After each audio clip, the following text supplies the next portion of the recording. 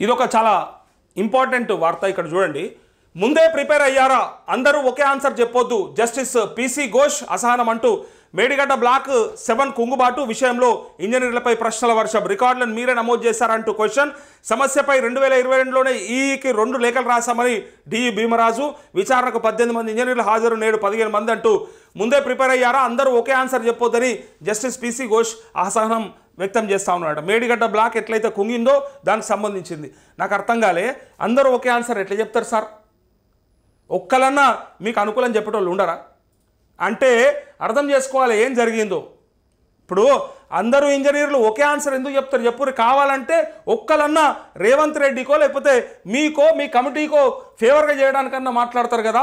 అవును సార్, అప్పుడంతా కేసీఆర్ వల్లే నాశనం అయిపోయింది, కేసీఆర్ చేసుడికే మేడిగడ్డ కుంగిపోయింది, ఆయన్నే మీదెక్కి దాని మీద దుంకిండు అని చెప్పి ఎవరో ఒకరు చెప్పేటోళ్ళు కదా.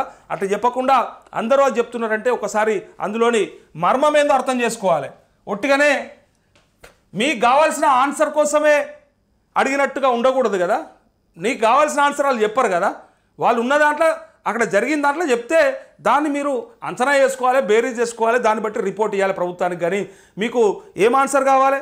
కేసీఆర్ అనేటోడు నాశనం పట్టిండి ఈ రాష్ట్రాన్ని, దాంతోపాటు మేడిగడ్డను మొత్తం కుంగేటట్టుగా చేసింది కేసీఆర్ అని చెప్పి కనుక వాళ్ళ నోట్లోంచి రాబట్టాలని నమ్మి ప్రయత్నం అనేది ఇక్కడ చూస్తే అర్థమవుతా ఉంది. అందరూ ఒకే ఆన్సర్ చెప్తురు, అంత ప్రిపేర్ అయిన రానికంటే మరి ఒక్కళ్ళన్నా నీ సైడ్ చెప్పించుకొని ఉంటుంది, మొత్తం నీకేం కావన్నో ఆ రిపోర్ట్ చెప్పించుకొని అదే రాసి పంపియని ఉంటుంది అని అది చూసిన వాళ్ళు చర్చించుకుంటారు. ఈ వార్త చూసిన వాళ్ళు ఇక్కడ చూడండి, కాళేశ్వరం ప్రాజెక్టు అవకతవకలపై ప్రభుత్వం ఏర్పాటు చేసిన జస్టిస్ పీసీ ఘోష్ కమిషన్ సోమవారం మేడిగడ్డ బ్యారేజీ అంబడిపల్లి వద్ద విధులు నిర్వర్తించిన 18 మంది అసిస్టెంట్ ఎగ్జిక్యూటివ్ ఇంజనీర్లు, డిప్యూటీ ఎగ్జిక్యూటివ్ ఇంజనీర్లను బీఆర్కేఆర్ భవన్లో విచారించారు. 7వ బ్లాక్ ఎందుకు కుంగిందో తెలుసా, అక్కడి సమస్యను ఎప్పుడు గుర్తించారంటూ ఆ బ్లాక్ నిర్మాణ సమయంలో పర్యవేక్షణ చేసిన డిఈ భీమరాజును జస్టిస్ పీసీ ఘోష్ ప్రశ్నించారు. తాము 2022లోనే బ్లాక్ 7 వద్ద ఉన్న సమస్యను గుర్తించామని, దానిపై తమ అధికారి అయిన ఎగ్జిక్యూటివ్ ఇంజనీర్కు 2 సార్లు లేఖలు రాశామని భీమరాజు సమాధానం చెప్పారు. సెకండ్ ఫైల్స్ విధానంలోనే నిర్మాణం చేపట్టినట్టు ఆన్సర్ చెప్పారు. మేడిగడ్డ వద్ద విధులు నిర్వర్తించిన సమయంలో నమోదు చేసిన రికార్డులను పీసీ ఘోష్ పరిశీలించారు. వాటిని మీరే నమోదు చేశారా అంటూ విచారణకు హాజరైన పలువురు ఇంజనీర్లను ప్రశ్నించారు. ఎంక్వైరీకి సందర్భంగా కొందరు ఇంజనీర్లు చెప్పిన సమాధానాలపై ముందే ప్రిపేర్ అయి వచ్చి ఒకే రకమైన సమాధానాలు చెప్పొద్దు, అడిగిన వాటికి ఆన్సర్ చెప్పాలని పీసీ ఘోష్ ఆగ్రహం వ్యక్తం చేశారు. ఈ అంశంపైన నేడు మరో 15 మంది నీటిపారుదల శాఖకు చెందిన అధికారులను కమిషన్ విచారించనున్నది అంటూ ఇది ఒక్కటి కాదు, ఇప్పుడు ఇది పక్కా కేసీఆర్ ఇలా 1,00,000 కోట్లు దోసుకుంటే బరాబర్ బయటకు తీయండి, తీసుకపోయి ఎవరైనా జైల్లో పెడతారో పెట్టుర్రి. కానీ భవిష్యత్తులో మీరు చేసిన ప్రతి పథకంలా, మీరు చేసిన ప్రతి డెవలప్మెంట్లా, ప్రతి దాంట్లో ఖచ్చితంగా ఏ అనుమానం ఉన్నా కూడా భవిష్యత్తులో మీరు కూడా దానికి సిద్ధంగా ఉండాలి.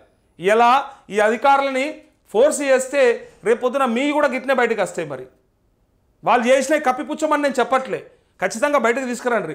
కానీ అదే పారదర్శకత మీ దాంట్లో కూడా ఉండాలని చెప్తా ఉన్నా. భవిష్యత్తులో మీరు చేసిన దాంట్లో కూడా ఇలా మూసి పునరుజ్జీవనం అని చెప్తారు, 1,50,000 కోట్ల రూపాయల ఖర్చు పెడతా ఉన్నా అని చెప్తా ఉన్నారు కదా. సో వాటికి ఖచ్చితంగా రేపు పొద్దుగల అన్నిటికీ కూడా మీరు సిద్ధంగా ఉండుర్రి. అధికారులు అప్పుడు కూడా విచారణకు రావాల్సి ఉంటుంది, అప్పుడు కూడా కమిషన్లు ఏర్పాటు చేస్తారు. వచ్చే ప్రభుత్వం ఏదైనా ఉంటే అప్పుడు మీరు కూడా బరాబర్ గిట్టడే పోవాల్సి ఉంటుంది. కావాలని ఇరికిచ్చే ప్రయత్నం చేయకూడదు. నిజంగా తప్పుంటే బరాబర్ నిజంగా వాళ్ళను మీకు ఏ ఆన్సర్ కావాలనో ఆన్సర్ కోసం ప్రశ్నలు అడగకండి. మీకు నిజంగా అందులో ఏ తప్పు దొరికిందో దాన్ని నిజ నిర్ధారణ చేయండి. అప్పుడు మాత్రమే మీ మీద నమ్మకం వస్తుంది కమిషన్ పైన. ఈ కమిషన్ ఒక్కటే కాదు, మన కరెంటు కొనుగోళ్ల విషయంలో అయినా సరే, గొర్రెల స్కామ్ అయినా సరే, ఫోన్ ట్యాపింగ్ అయినా సరే, ధరణి అయినా సరే, దేనిపైనైనా ఒకవేళ విచారణ జరిగితే ట్రాన్స్పరెన్సీ ఉండాలి. ఖచ్చితంగా ఎప్పుడైనా సరే అధికారులు ప్రభుత్వానికి కొంత ఫేవర్గాను కొంత డిఫర్గాను ఉంటారు ఎప్పుడైనా కూడా. అయితే దాంట్లో ఆన్సర్ ఒకేలాగా ఎట్లా వస్తుంది అనేది నా క్వశ్చన్.